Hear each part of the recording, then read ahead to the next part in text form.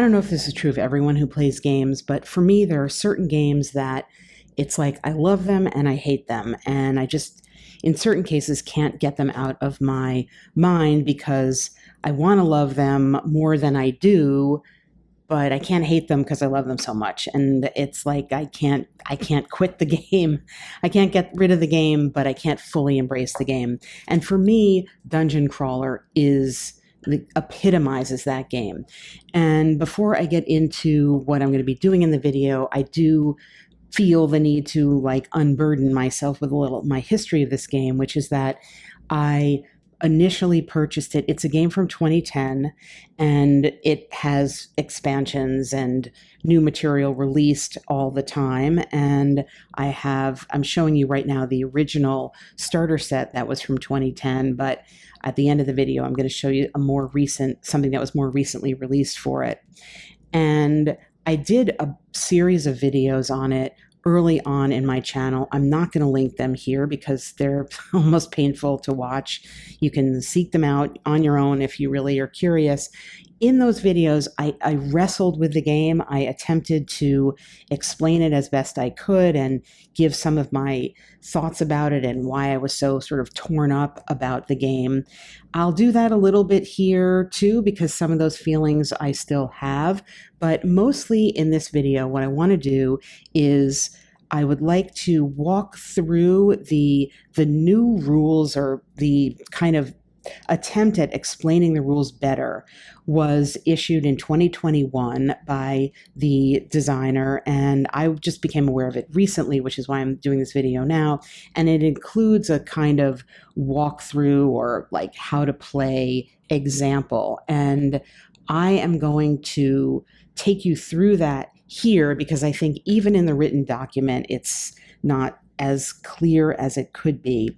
I'm going to take you through that with the hope that this could serve as an entree into the game, because at the end of the day, I feel the game is worth buying, playing, etc. And I'm so committed to that I'll tell you my own history with it, which is that I look back at my receipts, like 120 plus bucks to buy everything that was available at the time I first came in contact with the game.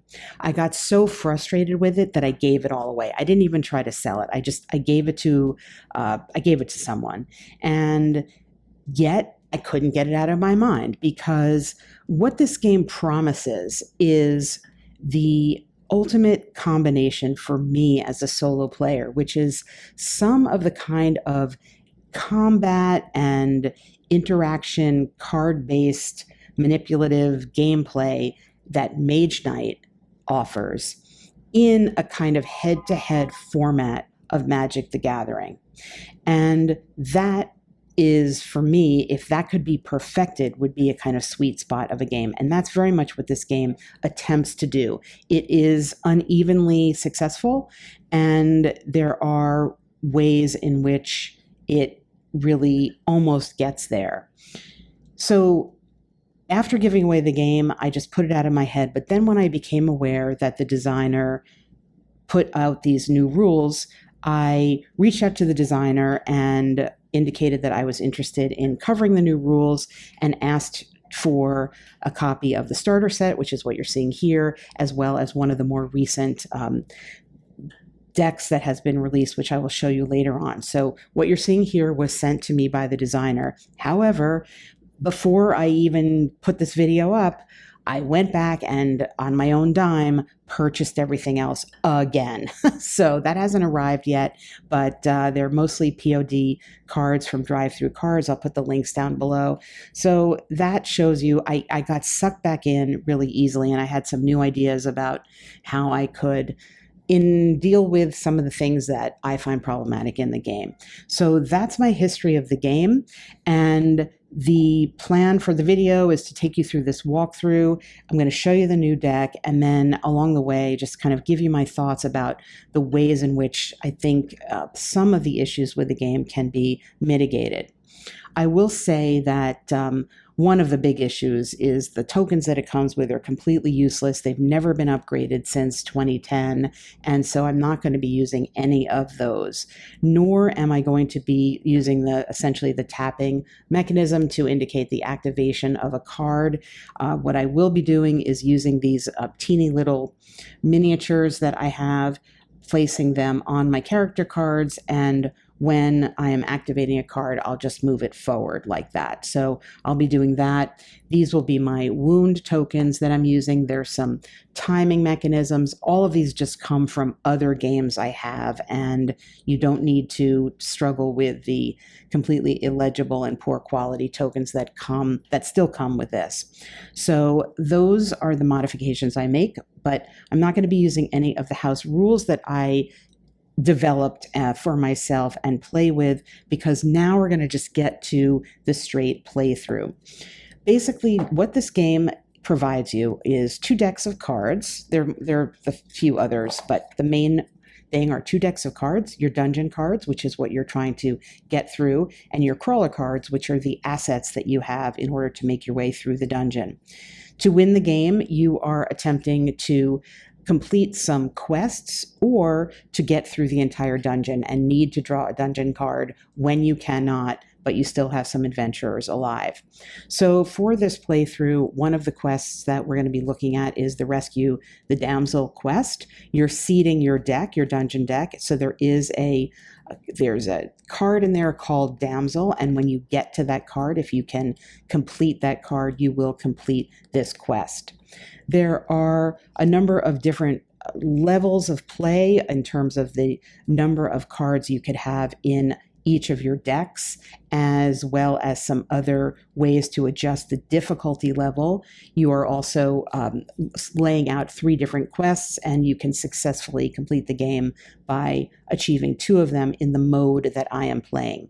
The actual rules themselves lay out a whole bunch of different combinations for successful gameplay.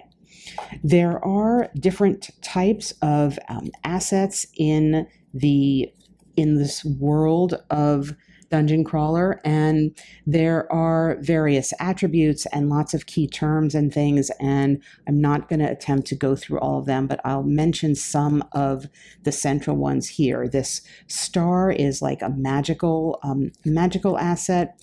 This sort of bag thing represents equipment. The flag represents tactics, and the hand represents skills. So your crawler deck, which you will be building as you play the game, is going to be comprised of these various types of cards. You do need to pay for the cost of them by utilizing some of the assets that you get from your adventurers. And you could see here, this little gypsy thief, for example, offers a total of 4 skill. And you are having access to the highest number in that on that card, so it doesn't add up. So the party here represents having 4 skill. If the gypsy thief was gone from the game and I only had these 3 left, then it would revert to the next highest asset on a single card. I would be down to 2 skill. So I don't want to lose my gypsy thief, if for no other reason than it might prohibit me from playing cards. We have our gypsy Stormcatcher. She's bringing 4 magic to the party. The Wood Elf Scout is bringing 4 tactics, and the Gold Dwarf Warrior, who's also my primary character, will be the primary target of the wounds as it moves, as long as he's alive, and then it moves to the next one and the next one, unless that's mitigated by a card. He's bringing 4 equipment. So those are the assets that I have in order to play my cards. Additionally, the characters in your party, and you always start with 4, will offer you a total of either 1 defense or 1 offense in the course of combat. So when you activate them, you can activate them for offense or defense, but not both, unless you have a card that lets you reset in the middle somehow of combat, and there are those cards, and then you can reuse them, say, for defense after you've already used them for offense. What are you getting through? Well, In the dungeon, which is again a deck that you will be building as you go, there are also different types of cards. So there are event cards, which can have an impact for that turn only or perhaps ongoing.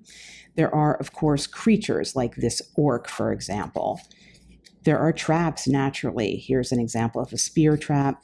And then there are also terrain cards. So they will have an impact for, well, this has an ongoing impact because it has a time limit. So it's there for a couple turns, or it could be a one-shot thing. So those are the different types of cards. And then, of course, every card has its keywords, which will impact the game in some fashion. So I think that's enough introduction now before we get to the playthrough or the walkthrough of the demo. These are pre-established decks of 23 cards. So this is just to give an example of how you play. They are set up per the guidelines in the new rules, and I will be drawing them according to what the rules is, what the rule walkthrough gives you. So you have a hand size of 5, unless you have some type of card that will modify that, and there are some that are going to increase it. So I'm going to be drawing my cards. I drew weakness first, and again, these are cards that are going to help me. So the weakness is going to be not for me, but for an attack. I've got Flaming Fury, which is like a magical attack. I have Take Aim, which is a tactic. That's going to give me additional attack. I have Brawling, which is another tactic card. This is a permanent, so I can put this down and it's going to just be waiting there until I use it to avoid taking a wound whenever I decide I want to use that. And finally, I have Combat Training, and Combat Training is going to just allow me to remove a character. The characters are the enemies from the dungeon if I wish to do so. So the first thing that you do in the game is you build your encounter. It's called building your encounter. For the difficulty level that I'm playing here, and that is in this demo, we have what's called an encounter limit of 5. And what that means is as you pull in your dungeon cards, you'll see they will have a cost. So the zombie brings 1 point to that, up to that limit of 5. Next, we have a graveyard that also brings 1 additional point. So now we're at 2 points. And we notice here that it has a time limit of 2. So as we put this down, we're going to be putting our time tokens on it to note that this impact, which is going to give the undead and the spirits +1 stamina or health, is going to last for 2 turns. So I will put my 2 time tokens on here. And again, these are not coming with the game. These are things that I am adding in. Next up, we've got the skeleton, and we notice that the skeleton is not contributing any points at all. So we're still at 2, and we have to get to 5. And then we pull in a poisonous dart trap. This is contributing 2, and that is bringing our limit to 4. Remember, we got to get to 5. And then the last one is unlucky, and that is the final, and that's bringing us right to 5. So we stop drawing at this point, and this is the dungeon that we are going to have to be dealing with. The next thing you do in your round is called Respond, and basically this is where you evaluate the cards that you have in your hand to see how they are going to help you or not. The concept here is that as adventurers, you're like bursting into the dungeon, so you're always going to be attacking first. But before you do that, you need to determine what the defensive score of the dungeon is.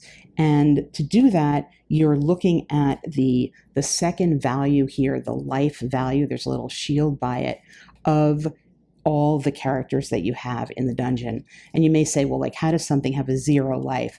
Well, what that represents is the skeleton is not contributing anything to the defense. It does have an attack value of 3, so it will attack. But once this dungeon, can sort of think about it as like moving through rooms, once you have kind of move through and you're clearing out at the end of the round, it's going to just vanish and it's not going to remain at all, even if you did not dispense with it directly yourself. But we will get to that. So in any case, we're looking at the defensive value of these characters to see what they contribute to the overall defense. So the zombie has the defense of 1, but he also has an armor of 1. So he's contributing 2. And the skeleton, as mentioned, has a 0 defense. However, we have to note and remember that since we're in a graveyard, this terrain effect is going to give a +1 stamina to the undead and spirits. And the skeleton, of course, is undead. So this is the stamina value. So actually, because we're in the graveyard, this skeleton is going to contribute 1 as well. The poisonous dart trap does not have any stamina contribution. It's just a trap that just attacks. So in this case, we are getting the value here. The total defense value is going to be 4. The other thing we have to remember is to look at all the cards here, because what it's saying here is we are getting this unlucky effect, this event, which is a -2 power to our combat. So we need to remember that we use power to attack, and we need, in order to be able to attack, we have to meet or exceed the defense of the dungeon. So in this case, the defense of the dungeon is 4, and we need to come up with 4 power. However, because we're at a -2, we really need to come up with 6 power to overcome that. So one of the great things about this game is that when you are evaluating the situation, you often have multiple paths to achieve the goal of putting a wound on the dungeon, perhaps, and then moving on. But the decisions that you make can really impact your success later on. And it takes a while of playing the game it's a tough game. It takes a while of playing the game to sort of get a sense of what the best options are. So in this particular case, what we're going to do is we're going to take our combat training and we're going to put it into play. It has no cost. It's a tactic, or skill rather, but it has no cost associated with it. And it will allow us to remove a character of cost 1 or less that can be affected by harm from play. So there's really 2 options here to get rid of a character, the zombie or the skeleton. They are both getting the +1 stamina bonus from the graveyard, but removing 1 is definitely going to help. In this particular case, we're going to opt to remove the zombie. And the reason why we're going to do that is because at the end of a round, when you're clearing cards, you will be able to remove, as we mentioned, any character that has a 0 stamina from it, and it will not stick around. And this graveyard card will no longer impact that. So the skeleton's automatically going to go away if we don't attack it in a different manner at the end of the round, whereas if the zombie was still there, it would not, because it would still have a stamina. So we're going to use our combat training at no cost to get rid of the zombie. We don't need to activate an adventurer to do that. We just play out the card and we send it to what's called the grave face up. You keep things face up because sometimes you need to know what their values are. The other thing we notice is that we have a permanent card here, and this permanent is a card Brawling. That's a skill we could play, and it will allow us at a future time, if it's out, to spend the card, discard it, put it to the grave, to prevent taking a wound. And it says this prevents the damage, not the effects of the damage. So you could have perhaps poison in a wound or something else. It's just going to protect you against the wound. We might as well put it out because we have the skill or the resource to spend. So we'll spend our skill there from the thief and we'll play Brawling, and it'll just sort of sit there until we need it.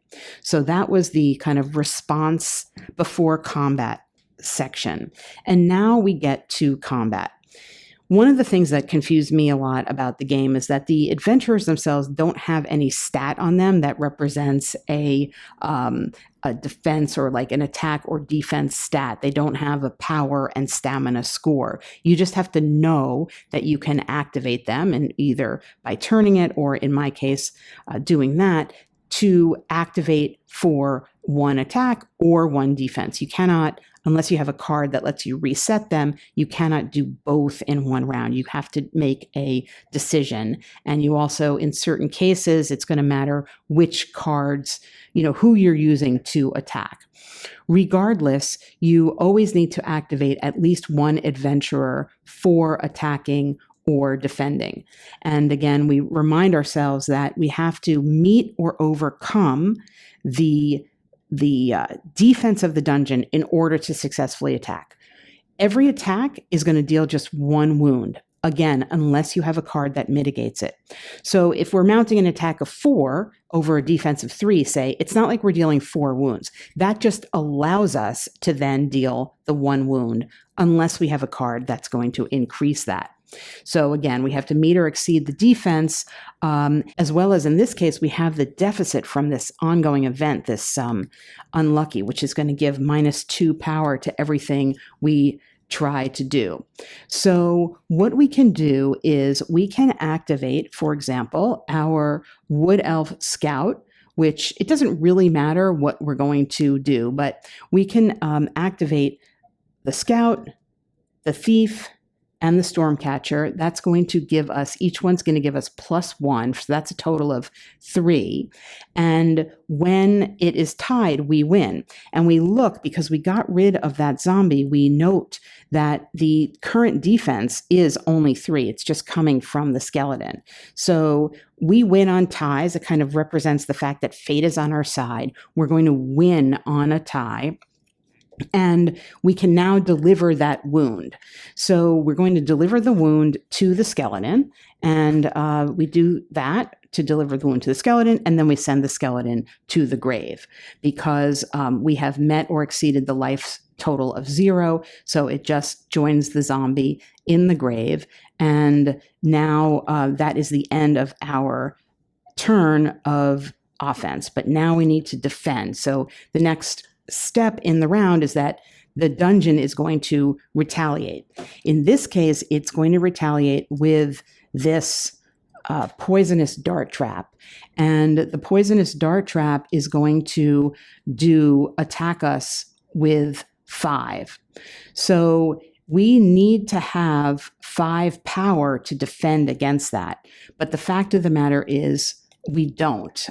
We don't have enough defense. The only thing we have right now is our 1 defense from our warrior here, because we don't have anything in our hand. We have like a +1 with our fury here, but 1 + 1 is 2. That's not going to meet. We have to come up with 5 or more. So unfortunately, we are not going to be able to defend in that way. But what we can do is remember that we have played out this brawling card. So what we can do is we can activate this brawling card by turning it or tapping it to activate it to prevent that wound from coming to the dwarf warrior. However, as noted, it doesn't prevent the effects of the wound. So this means we're going to get 1 poison token on the warrior. I'm using these for poison. What that means is, at a later time, a poison, if we can't get rid of it, is going to convert to a wound. So that was the end of the combat. We can decide at this point if there's any other card we want to play, but we don't, so we have nothing to really play. So we're going to end the encounter and then clear out what is meant to be cleared out. So in order to do that, we're going to be removing cards, if anything, that had a 0 life score, or it didn't have a time limit, or it wasn't a permanent, or like it was a trap. So the trap is going to go away. from this, like we're sort of walking by the trap. This event is also going to go away because that event just happened in that round. And then what we're going to do is we're going to remove a time token because time has passed. So the graveyard's still there, but now it only has the one time left. And we're going to then re-ready our party. So we bring that back, and brawling, since it has been spent, is discarded because it wasn't a permanent. We just used it. So that has to get discarded. And now we remember have to look at our poison tokens. We remove the poison token. We were not able to get rid of it before it turned into a wound. So we do need to put a wound on our dwarf warrior, who has only a health of 4. So now he's down to 3. And anything else would be reset if we had something to reset, but we don't have anything else. There's nothing else to be done here. We don't have a permanent that we need to pay the cost on. So the next thing we're going to do is draw up our hand to 5. And we're going to draw a veteran. This is a skill, and it's going to allow us to increase our hand limit to 6 cards. And we have a hide armor. This is an equipment, and it's going to give us +2 stamina per attacker. So this is our new hand of 5, and that is if we had at that point more than 5 cards in our hand, we would need to discard down to 5, but we don't. So the first round has ended, and then we start in again with the second round. So we start by building the encounter, reminding ourselves that we already have a graveyard here with a 1 cost. We pull in dungeon cards. We get falling stones. This is a trap, and it does harm damage of 1, but area 4. So area means how big it is. So this could be a real problem because when the stones fall, everybody's going to get hit. So now we're at the point limit of 2. We've got 2 points so far. And we draw in a ghoul. A ghoul is an undead character. It also does harm damage at the melee range, and it has the attribute of drain as well. So we need to be mindful of that. It has a power of 4 and a stamina of 2. So we're still only at 4, so we need to get to 5. So we pull the next card in. The next card in is a mummy, but this is worth 3. So this is going to bring us over the limit of 5. So we don't put it in, but what we do is we put it back in the pile face up, meaning it's absolutely going to come in next round. Even if no card goes away and we would be over the limit of 5, this mummy is coming in next round. And that is something we know we're going to have to face. So it's actually kind of useful when that happens in a way, because automatically that some of the things it does, for example, this is upon entry to the dungeon, it's going to bring back some undead and spirits with it. It also has a drain value, and its attack value is going to be equal to the number of creatures in the grave. So we will have some sense of what we're going to be facing, which may or may not impact how we play our cards. And so the next step in this round is to respond. This is where we're going to be sort of checking out what we're dealing with in terms of the defense of the dungeon, as well as what it's going to be sending to us. So the first thing we know, remember, we're still in the graveyard here, and that graveyard is going to give a +1 stamina to undead. So we have a total of 3 value here. So that is the 3 stamina is all coming from this ghoul, boosted by the graveyard, that we're going to have to overcome in order to attack. And we want to know also what's its retaliation power, like what's it going to attack us. Well, it has this, the ghoul again has this attack of 4, and then we also are dealing with this stone's value, or the falling stones has a value of 1. So additionally, if the ghoul is able to deal a wound to us, it has this drain value of 1. And what that means is it's going to, if it does a wound to us, it's going to take one of our crawler cards from our deck and put it directly in the grave. It's going to steal something steal something from us when it goes. We're not even going to be able to ever have it in our hand. So that's something we would like to try to avoid. So ditto the area attacks, which are impacting not only the primary target, but everybody in this case in the marching order. So what we're going to do is we're going to try to mount some sort of attack. The ghoul has this value of 2, so we're not going to be able, and we don't have any card that gives us more than 1 attack. We're not going to be able to get rid of this, unfortunately, this turn, no matter what, but we should try to focus on it and put a wound on it if we can.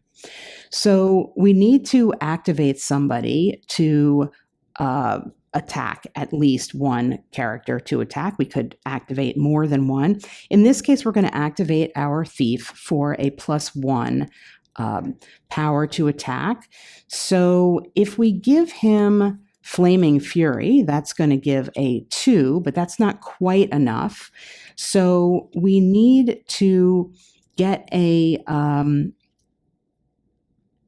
further benefit, and we're going to use Take Aim, which is, we have the, none of these are costing resources actually. So we're going to get the 1 attack from the character, the +1 for 2 for Flaming Fury, and we're going to exceed it, but this is going to give us a +4 to exceed the power of the dungeon. So we're going to place that Take Aim as well in order to use it. And now we can deliver the wound in combat. So we're going to deliver the wound to the ghoul, but the ghoul is going to remain there.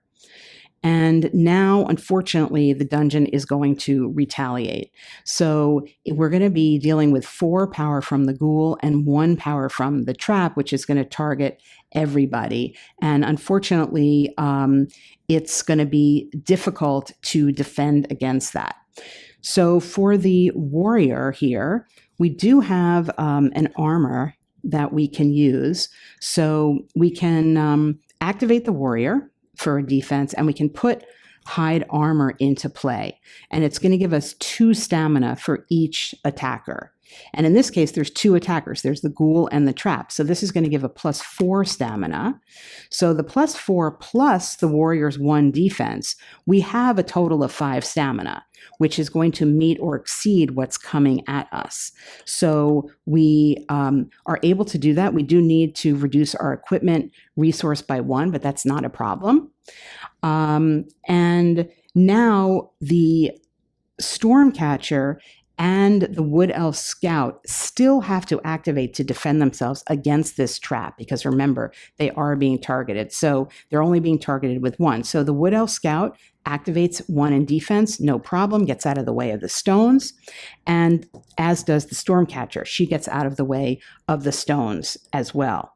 However, because our thief valiantly activated himself to do the attack and put the wound on the ghoul, he cannot, I don't have a card that resets him or anything. He cannot reactivate to defend. He's going to have to take one for the team, as it were, take a wound from those falling stones. So he's, he was busy taking aim and throwing his magical spell at the ghoul, and the stones got him in the end. So we need to place a wound on him, and that is going to be the end of combat. I don't have any other cards that I want to play necessarily. I could play this this veteran here, which is a permanent that's going to let me increase my hand size, but for the purposes of this demo, that is not played here, and we will just end the encounter.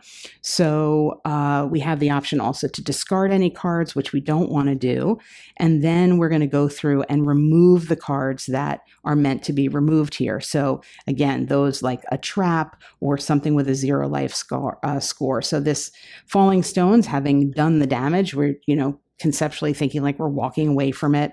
So that is going to be removed, as will our Hide Armor and Flaming Fury. Those aren't permanents, unfortunately, so we don't get to keep those. We also do, however, get to remove the time token from the graveyard because we have been here. So we don't have the time token anymore. So that is going to end up going away next round. I think that's accurate. If we had a poison, we would take it, and we don't. And then we get to reset all the cards that we activated and used.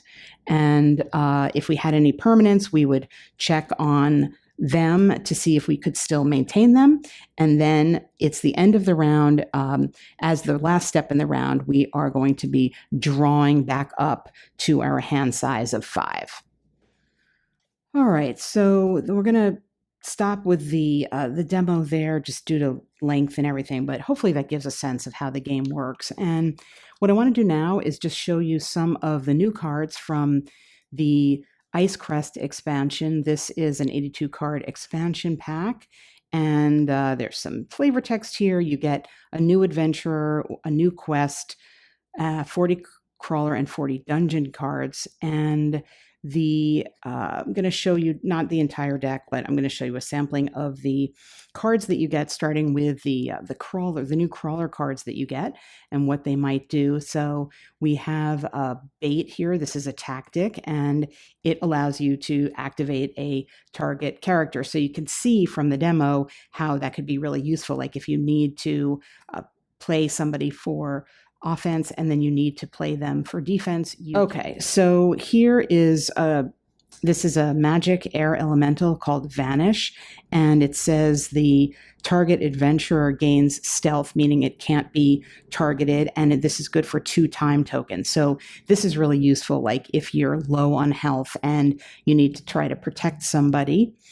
Rouse allies is a tactic. It allows you to activate an adventurer and then either remove a lock from them. We haven't seen locks in the demo, but a lock is basically stopping you from using the resources and things of somebody. So you can remove a lock, or you could reset all the other adventurers. So that's really useful if you use everybody, say, to attack, but you save somebody for this tactic to rouse allies. You can get them all back and then activate them to defend.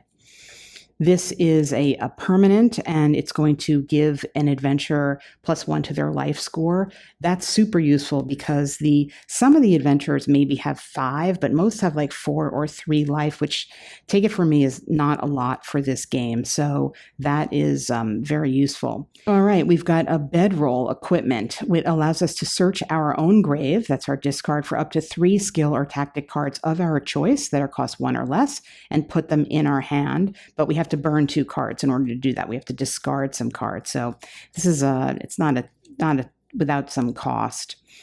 A disable trap. We can restock a target trap that costs a certain amount. So we can get rid of a trap that is in the dungeon. We're not discarding it, though. We're not sending it to the grave. We're putting it back in the draw pile. But in certain cases, it may be super helpful to get rid of something like that because, again, you could see a trap could do a ton of damage, especially if it has area damage.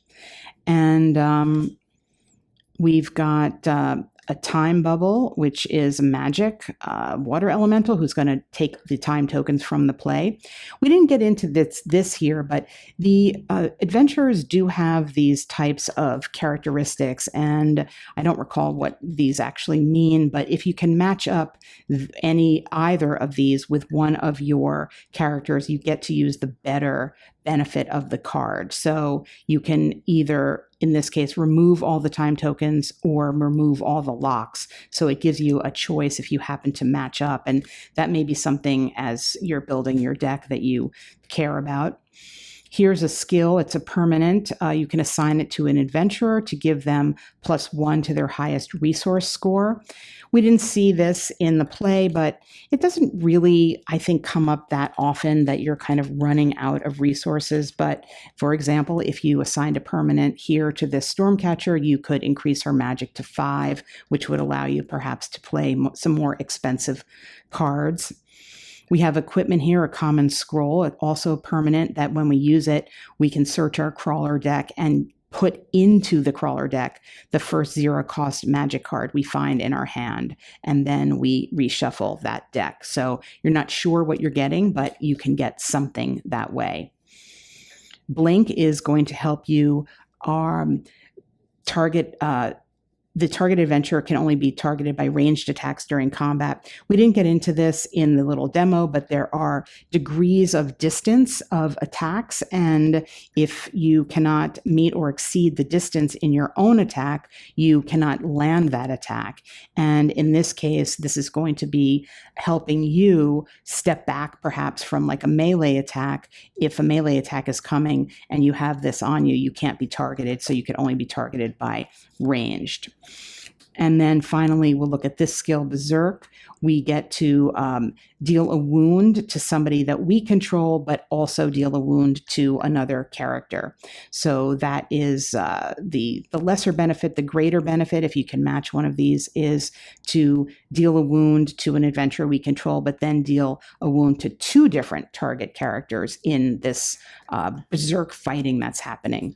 So those are some of the newer cards you get. The deck, by the way, is indicated by this icon here. So the icon for the starter deck is this icon, and this is the icon for the Ice Crest deck. That may come into play if you're trying to, separate out your decks, for example. Now we'll look at a little bit of what the dungeon in the Ice Crest expansion has in store.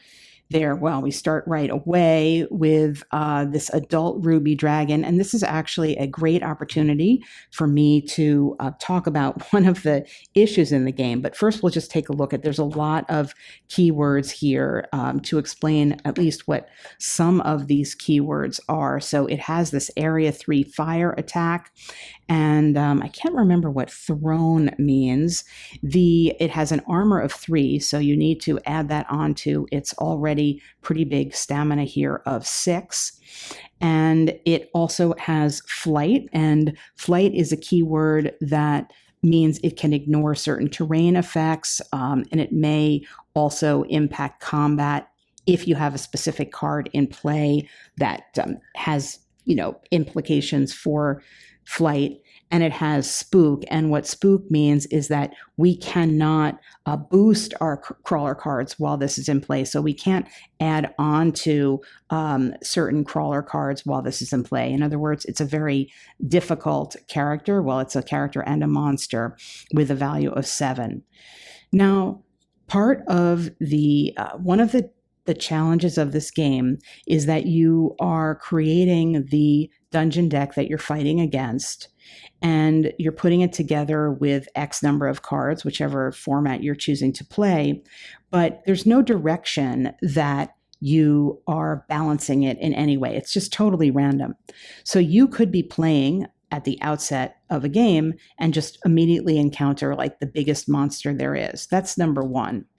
Number 2 is that there's no leveling up procedure in the game.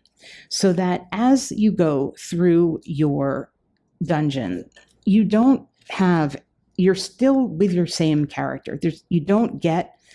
If you're not bringing it in with cards, you're not getting more resources to use. You're not getting more health. You're not getting a new adventure. You're not getting any more powerful. On the one hand, that matches the fact that the dungeon is totally random, so that at every encounter, it's essentially, quote unquote, the same, in that you've got your hand of cards, you've got your adventures, and you've got whatever you're facing. On the other hand, practically speaking, both in terms of expectations of what a dungeon crawl is, as well as just the actual gameplay, I find that very problematic, especially when you are playing a game and going through such a big stack of cards. I think there's just a feeling that I want to be able to work to permanently increase my character. So I will talk more about my house rules in a moment, but one of my house rules is to address that. Okay, moving on, some more dungeon cards. Here is a trap. It's a wall of spears. And the thing that's tough about this one is that anyone attacking with melee is going to take a wound. And by default, your characters are attacking with melee unless you've given them something to give them a different type of attack. So this one's pretty tricky. And when I've played with it, we've all gotten wounded basically by it because of that. Here's a fortress terrain. It has a time limit of 2, and it's giving the creatures +1 stamina, like as if they're sort of in this fortress or they're being protected by this fortress. And by the way, not all enemies are also creatures. So creatures is a keyword. It isn't necessarily on every thing that may seem like a creature, but it's many of them. The Ice Crest Crags are a terrain, and it's going to give characters with Horde 2+2 power, as well as Frenzy. And Frenzy is going to be something that allows the card to activate, to attack before combat at the start of the encounter. So basically, it's like a little benefit, or like you're getting an extra initiative to kind of go first if you have that attribute. And let's see. Okay. Watchman is going to be an event that allows, it's going to increase the encounter limit by 1. So we've seen that, say in that case of building the dungeon with 5 points, this would allow you to have 6 points. Additionally, the characters are going to gain something called charge, and that is a bonus that is added to the card's power on the first round only. So for that initial attack, it's going to be a +2. So that's quite a lot. And now we're starting to see an enemy here. This is an orc warrior here, and he has this attribute of reinforce, and reinforce with Horde means that he's going to gain a stamina for every other card out there in the dungeon that has Horde. So the orcs like to work together, and if you got other hordes, it's going to increase his power there. And here is an event called Disenchant. For each equipment card in play or put in play with magic in it, you have to burn a crawler card. Well, that's pretty rough. So this is like an evil wizard who's stripping your magical powers from you and making everything cost more. Murder holes does not sound great. So this is going to allow characters that are enemies in the dungeon that have reach, thrown, or ranged to gain +4 power. So they are attacking from behind, and maybe it sort of simulates that there's something in between you that you're not going to be able to advance. It's a trap, basically. So it's going to benefit the characters that can fight from far away. And here we have Umgrel the Ogre Witch, and I guess that's who's pictured on the cover here. This is a character who's also a creature, and he's got reach +4 supernatural, so he can fight from far away. He also has something called enfeeble, and what that means is that the target adventurer is not going to be able to access their highest resource, and that's actually for an area of 2. So what that means is, for example, if for the first 2 characters in line, the thief here, if he was number 1, would not be able to use or contribute or access any of these 4 of his resources. So that's, and that with area 2 is going to impact the next one. It's also going to give any ogres there an area of 2, and it's going to reduce your hand limit by 2. And this is a unique card. So this is the only one that there's going to be, but it's going to be super restrictive because your hand limit being reduced by 2 is pretty significant.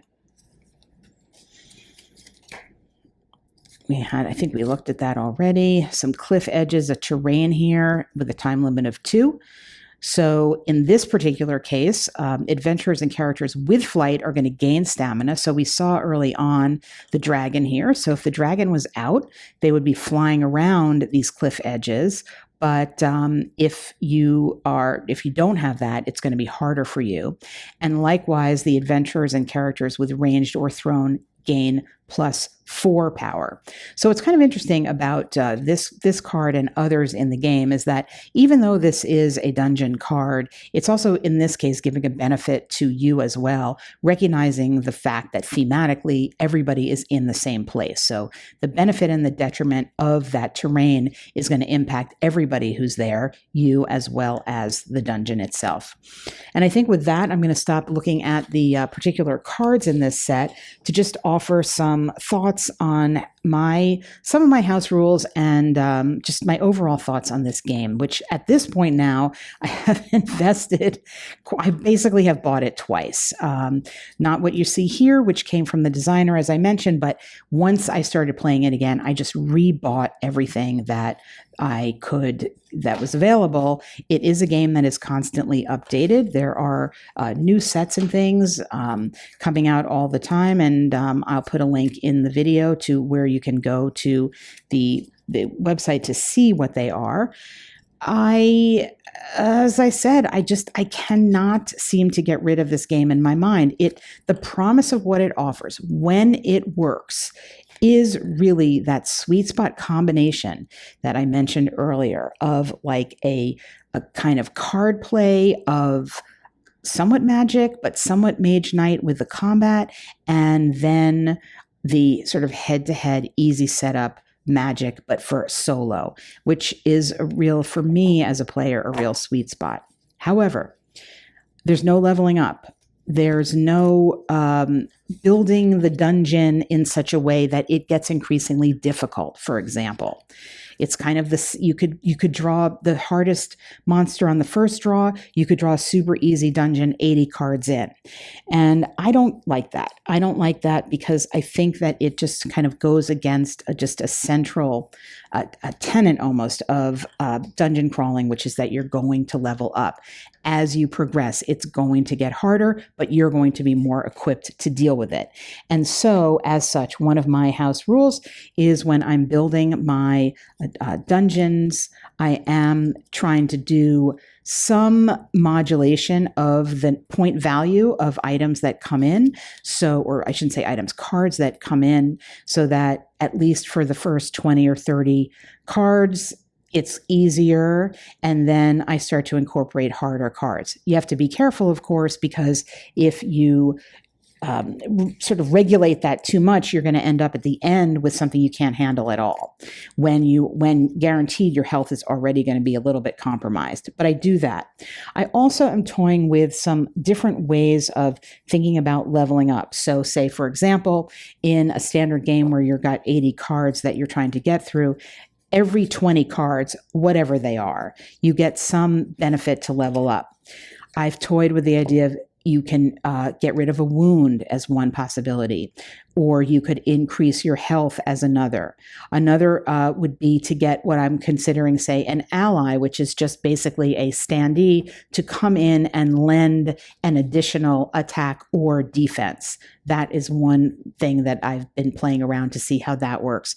I don't want to make it too imbalanced, but I also do want to feel like I'm getting something permanent to my party as I move forward.